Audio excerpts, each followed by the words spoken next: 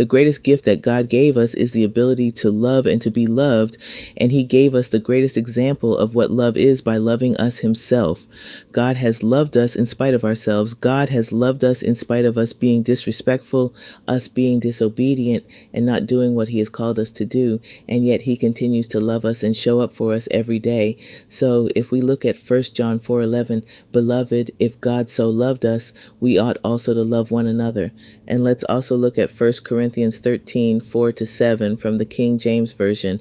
Charity suffereth long and is kind. Charity envieth not. Charity vaunteth not itself, is not puffed up, doth not behave itself unseemly, seeketh not her own, is not easily provoked, thinketh no evil, rejoiceth not in iniquity, but rejoiceth in the truth, beareth all things, believeth all things, hopeth all things, endureth all things.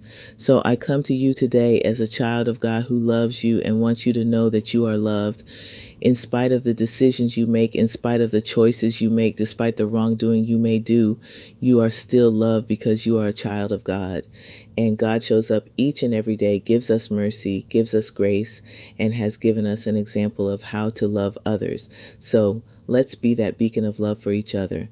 Let's love each other in spite of our mistakes, in spite of our flaws, in spite of our racial differences, and in spite of our religious differences.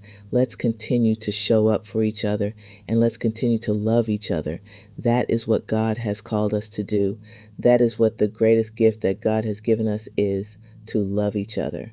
So when you get angry, when you get upset about different things in this world, when things displease you, when you're unhappy about things, that does not take away your ability to continue to love. So we can always go to God when we are not the best versions of ourselves and ask for forgiveness. So we should be able to forgive others. That doesn't mean that you're going to forget the things people have done to you, but you can forgive them and you can continue, most importantly, to love them, even when they do things that are so unsettling to your spirit and your soul. Again, you don't have to like them, but you do need to love them.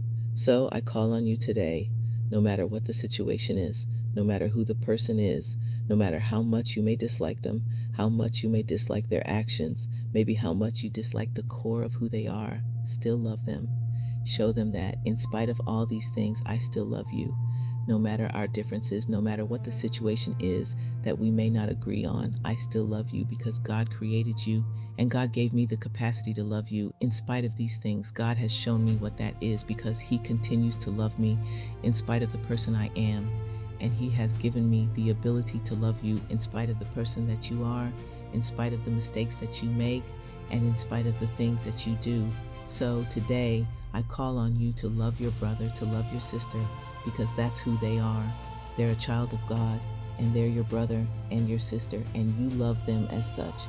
You love them no matter the color of their skin, no matter the religion they practice, despite their political views. You still love them. You love them. And so that's what I call on you to do today, because love is greater than any obstacle that you come about. So I call on you today to love your brother and your sister. No matter who they are, love them. All right, y'all. That is the word of the day. Love is greater. Have a great day.